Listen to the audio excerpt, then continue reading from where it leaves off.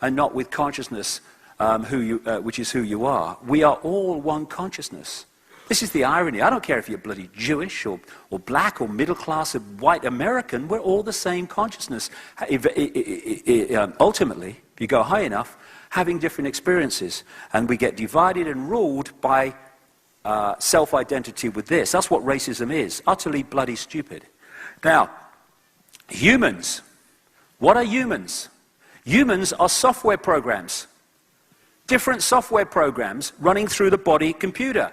We say these things, I'm only human. No, you're not. That's an experience you're having. It's the vehicle's program which manifests as what we call the human body and the human being. Software program. This is in the San Francisco Chronicle, an article on DNA. DNA is a universal software code. From bacteria to humans, the basic instructions for life are written with the same language. It's all a computer game of great sophistication, and this is part of it. And the difference between a mouse and a human in DNA code terms is fractional compared with the difference in the way the body manifests. DNA is made up of 4 codes, A, C, G, and T.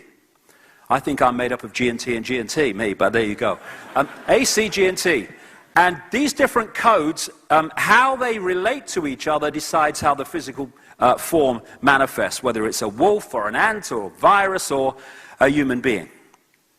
And it's interesting how the codes on the computer's screens in the Matrix movie, which was very, very close to reality, not totally, but very close to reality in so many ways, very illustrative of the way we decode reality into an illusory physical state, but quite right, those codes were very much like the DNA codes in so many ways, because on one level, this reality, like I say, is digital. And I'll get to that as we go along. Now, what they're doing now, of course, is having what they call computer-brain interfaces, where they're connecting computers to the brain, and the brain is working the computer without hands being used. And the reason they can do that is quite simple. They're connecting 2 computer systems. One extraordinarily more sophisticated than the other, but still the same in theme. The human body ticks box after box after box in terms of a highly sophisticated computer system. When your computer gets a virus and you start to see a problem, it maybe slows down or whatever.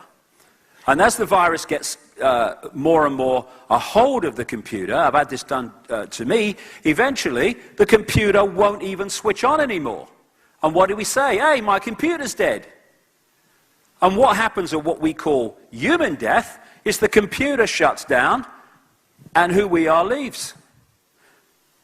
Eternal consciousness leaves. Our computers go into sleep mode where it shuts everything down and everything just ticks over. That's what we do. Our computer shuts down and ticks over. We call it sleep. Although I have to say, I didn't get any last night. Crikey. I can't get out of British time. I've been here a week. And the bad news is, this is the time I should be asleep. So, I'll do my best. Norton antivirus and all these antivirus things, what do? They protect the computer from external attacks, viruses and what have you. And that's what the human immune system does in an extraordinarily more sophisticated way. Protects the computer system, the body computer system, from attacks. And just with like computer antivirus systems, if a new virus comes out, which it's not programmed to repel, then the computer gets completely taken over. This is what happens with the human computer system, antivirus system, which is why when the Europeans went to North America, they took with them smallpox, which the Native Americans had not encountered before, and bingo, they fell like flies because their antivirus system, their immune system, couldn't cope. On the left is or my left, your left, yeah, my right, is a picture taken at the Necker Hospital in Paris when they put a tracer dye into the acupuncture points of the body, and they photographed it, the meridian system, etc. And I looked at that when someone showed it to me, and it reminded me immediately of a motherboard, which is basically what that meridian system is. It's energy, and that energy is information. Everything in this reality is information in various forms: vibrational information, digital information, electrical information, being decoded. That's how the whole thing comes together and manifests. And what they found is that when this energy, which the Chinese in acupuncture call qi, is going around this system too slowly, from optimum, people manifest some kind of illness or dis-ease. Why? Because the qi is information, and if the information is not passing around quick enough, then the body computer does not function as it should. When a computer on your desktop gets a virus, what's the first thing that people say most often? Hey, my computer's slow. Because the information's not passing around as it should. And what acupuncture does is put the acupuncture needles in to manipulate the flow of this energy, bring it back to optimum, and therefore physical health. In a computer, the central processing unit, the CPU, is the processor of information, the information traffic.